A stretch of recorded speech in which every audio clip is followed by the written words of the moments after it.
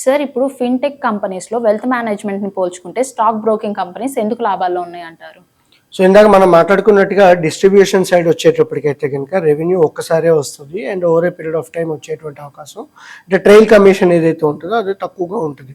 And at the same time మనం ఇప్పుడు ఈ కువేరా లాంటివి ఏవైతే మనం మాట్లాడుకుంటున్నామో వాటిల్లో కూడా ఏంటంటే అవి మ్యూచువల్ ఫండ్స్ని డైరెక్ట్ ప్లాన్సే అమ్మాల్సినటువంటి అవసరం ఉంటుంది. అంటే కస్టమర్కే ఛార్జ్ చేయాలి తప్పించి మ్యూచువల్ ఫండ్ ఏఎంసీస్ నుంచి వాటికి కమిషన్ అయితే కనుక రాదు. And at the same time ఈ బ్రోకింగ్ కంపెనీస్ ఏవైతే ఉన్నాయో ట్రాన్సాక్షన్ జరిగే ప్రతిసారి డబ్బులు వస్తూ ఉంటాయి. అక్కడ కమిషన్ ఒక్కసారి వస్తుంది, అది కూడా క్లయింట్ దగ్గర నుంచి మాత్రమే వస్తుంది. ఇక్కడ అలా కాకుండా ట్రాన్సాక్షన్ జరుగుతున్న ప్రతిసారి వస్తూ ఉంటుంది. సో చర్న్ ఆఫ్ క్యాపిటల్ అంటాం, అంటే క్యాపిటల్ ని ఎంత ఫాస్ట్ గా మనం చర్న్ చేస్తున్నాం అన్న దాన్ని బట్టి వీళ్ళ తాలూకా రెవెన్యూస్ కూడా ఆధారపడి ఉంటాయని చెప్పేసి. చిన్న ఎగ్జాంపుల్ మనం తీసుకోవాల్సి వచ్చినప్పుడు జీరోదా కావచ్చు, గ్రో కావచ్చు, అప్ స్టాక్ కావచ్చు, ఎం స్టాక్ కావచ్చు, ఆర్ యాక్సిస్ వాళ్ళది కావచ్చు, ఆర్ కొటక్ చెర్రీ కావచ్చు, ఇన్ఫ్యాక్ట్ ఇప్పుడు కొత్తగా వచ్చినటువంటి హెచ్డిఎఫ్సి స్కైది ఏదైతే ఉందో ఇవన్నీ కూడా ఏంటి అంటే కనుక కేవలం బ్రోకింగ్ బేస్డ్ మాత్రమే ఉన్నాయని చెప్పేసి. ఈ బ్రోకింగ్ బేస్డ్ లో కూడా కొన్ని ట్రెడిషనల్ బ్రోకింగ్ ఫర్మ్తో పాటు డిస్కౌంటెడ్ సర్వీసెస్ ఇస్తున్నటువంటివి కూడా ఉన్నాయి. ఇంకొన్ని ఏంటి అంటే కనుక కేవలం డిస్కౌంటెడ్ సర్వీసెస్ ఇస్తున్నాయి. ఇది డిస్కౌంటెడ్ ప్లస్ ట్రెడిషనల్ బ్రోకింగ్ ఉన్నాయి.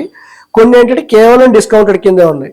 కేవలం డిస్కౌంటెడ్ కింద వచ్చేటప్పటికి ఏంటి అంటే కనుక you will get your Zerodha కావచ్చు, అప్ స్టాక్ కావచ్చు, గ్రో కావచ్చు, ఇవన్నీ ఏంటంటే టెక్నాలజీ మీద ఆధారపడి ఉంటాయి. బట్ ఈ ట్రెడిషనల్ ప్లస్ డిస్కౌంటెడ్ కింద వచ్చేటప్పటికి ఏంటంటే వాళ్ళకి బ్రాంచ్ నెట్వర్క్ ఉంటుంది. బ్రాంచ్ నెట్వర్క్ తో పాటు టెక్నాలజీని కూడా యాడ్ చేస్తుంటారు. హెచ్డిఎఫ్సి కానీ లేదంటే కోటక్ వాళ్ళది కావచ్చు, ఆర్ ఇన్ఫ్యాక్ట్ మోతిలాల్ ఒస్వాల్ లాంటివి కావచ్చు, ఏంజల్ వన్ లాంటి వాళ్ళు కావచ్చు, ఆనంద్ రాఠీ లాంటి వాళ్ళు కావచ్చు.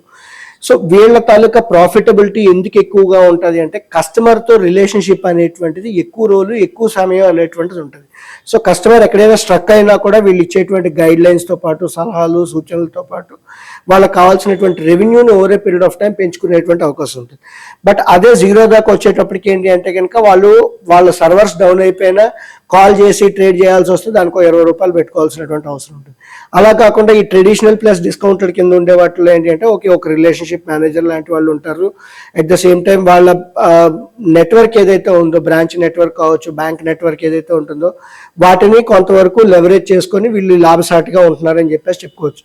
సో ఇక్కడ మనం మాట్లాడుకున్నది వెల్త్ మేనేజ్మెంట్ ఫర్మ్స్ కి రెవెన్యూస్ ఒకసారి తక్కువగా వస్తుంది. బ్రోకింగ్ ఫర్మ్స్ కి ఏవైతే ఉన్నాయో రెవెన్యూస్ కంటిన్యూస్ గా వస్తాయని చెప్పేసి మనం మాట్లాడుకున్నాం. వీటిల్లో కూడా ట్రెడిషనల్ వాళ్ళకి ఎక్కువగా ఉంటుంది అని చెప్పేసి మనం మాట్లాడుకున్నాం.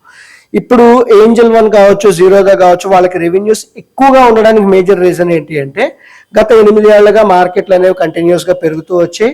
At the same time derivatives based volumes ఏవైతే ఉన్నాయో 97%, 98% వాల్యూమ్స్ డెరివేటివ్స్ లో జరుగుతున్నాయని చెప్పేసి మనకు తెలుసు.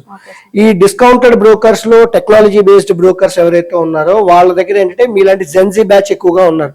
మీరు ఏంటి అంటే కనుక కేలో ఇండియా కేలో స్టైల్లో నేను ఒక 100 పెట్టానా, ఒక ఆప్షన్ కొన్నానా, అయిపోయిందా, లాభం వస్తే ఇంకో ట్రేడ్ కి మిగులుతాను, లాభం రాకపోతే ఇంకో ట్రేడ్ కి క్లోజ్ అయిపోతాను అన్నట్టు. అలా కాకుండా ఈ ఫుల్ టైం ట్రెడిషనల్ బ్రోకర్స్ ఎవరైతే ఉన్నారో, డిస్కౌంటెడ్ బ్రోకర్స్ ఎవరైతే ఉన్నారో వాళ్ళు ఏంటి అంటే కొంతవరకు ఈ క్యాష్ బేస్డ్ మార్కెట్ వాల్యూమ్స్ కూడా వాళ్ళకి ఎక్కువగా ఉంటాయి. అంటే డెరివేటివ్స్ తో పాటు క్యాష్ మార్కెట్ వాల్యూమ్స్ కూడా ఎక్కువగా ఉంటాయి కాబట్టి వాళ్ళ తాలూకా లాభసాటి ఏదైతే ఉందో అది బాగా ఉంది అని చెప్పేసి మనం చెప్పుకోవచ్చు. ఒక చిన్న ఎగ్జాంపుల్ చెప్పుకోవాల్సి వచ్చినప్పుడు మనం Kotak cherry versus Angel one compare చేసుకునేటప్పుడు ఏంజల్ వన్ దగ్గర ఉన్నటువంటి డైలీ ట్రేడర్స్ బేస్ అంటే ప్రతిరోజు ట్రేడ్ చేసేవాళ్ళు లేదంటే యాక్టివ్గా ఉన్న వాళ్ళ తాలూకా సంఖ్య చూసుకోవాల్సి వస్తే కనుక సుమారు 40 లక్షలకు పైగా ఉన్నారు ఏంజల్ దగ్గర అయితే కనుక. అదే కోటక్ దగ్గర అయితే కనుక జస్ట్ 10 లక్షలు మాత్రమే ఉన్నారు. అంటే సైజులో 4 రెట్లు ఎక్కువ ఉన్న రెవెన్యూస్ ఇద్దరికి సేమే మళ్ళీని. అంటే ఏంజల్ వన్ కు వచ్చినటువంటి 1000 కోట్లు ఆర్ కోటక్ వచ్చినటువంటి 1000 కోట్లు. At the same time profitability చూసుకునేటప్పుడు ఏంజల్ వన్ కి సుమారు 300 నుంచి 350 కోట్ల మధ్యలోనే ఉంది, కోటక్కి కూడా 300 నుంచి 350 మధ్యలోనే ఉంది. అంటే వీళ్ళు 10 లక్షల మంది క్లయింట్లతోనే 350 కోట్ల రెవెన్యూ తాగలిగారు. వీళ్ళు 40 లక్షల మంది ఉంటే వీళ్ళకి 350 కోట్ల రెవెన్యూ వచ్చింది. సో ఇక్కడ ప్రాఫిటబిలిటీ అనేటువంటి చూసుకునేటప్పుడు మన తాలూకా ప్రోడక్ట్ మిక్స్ ఏదైతే ఉంటుందో ఆ ప్రోడక్ట్ మిక్స్ కావచ్చు, ఆఫరింగ్స్ తాలూకా మిక్స్ బట్టి కూడా ఈ scalability and operations taluka revenues profitability అనేటువంటిది క్లియర్ కట్ గా మారుతుంది అని చెప్పేసి మనం చెప్పుకోవచ్చు. అండ్ ఇంకొకటి మన ఫిన్టెక్స్ గురించి మనం మాట్లాడుతున్నాం. గ్రో కావచ్చు, అప్స్టాక్ కావచ్చు, జీరోదా కావచ్చు, ఆర్ ఇన్ఫాక్ట్ వీళ్ళందరూ ఏంటి అంటే కనుక ఇన్ఫ్లుయెన్సర్స్ ద్వారా అకౌంట్స్ అనేవి ఓపెన్ చేస్తున్నారు. సో వీళ్ళకి మేజర్ క్లయింట్ అక్విజిషన్ కాస్ట్ ఏదైతే ఉందో ఈ ఇన్ఫ్లుయెన్సర్స్ ద్వారా వస్తున్నందుకు వీళ్ళకి కొంత కమిషన్ అనేటువంటిది ఇవ్వాల్సి వస్తుంది. బట్ అదే ట్రెడిషనల్ గా ఉన్నటువంటి బ్రోకర్స్ గురించి మనం మాట్లాడుకోవాల్సి వచ్చినప్పుడు వీళ్ళకి క్లయింట్ అక్విజిషన్ కాస్ట్ తక్కువ, at the same time client నుంచి వచ్చే రెవెన్యూ కూడా ఎక్కువ. సో రెండు రకాలుగా చూసుకున్నా కూడా లాభం, ఎందుకంటే పే చేయాల్సినప్పుడు తక్కువ పే చేస్తున్నాను, వస్తున్నప్పుడు ఎక్కువ వస్తుంది. సో ఈ ఫిన్టెక్స్ గురించి మనం మాట్లాడుకుంటున్నప్పుడు ఏంటంటే పే చేయాల్సినప్పుడు ఎక్కువ పే చేస్తున్నాం, తక్కువ వస్తుంది.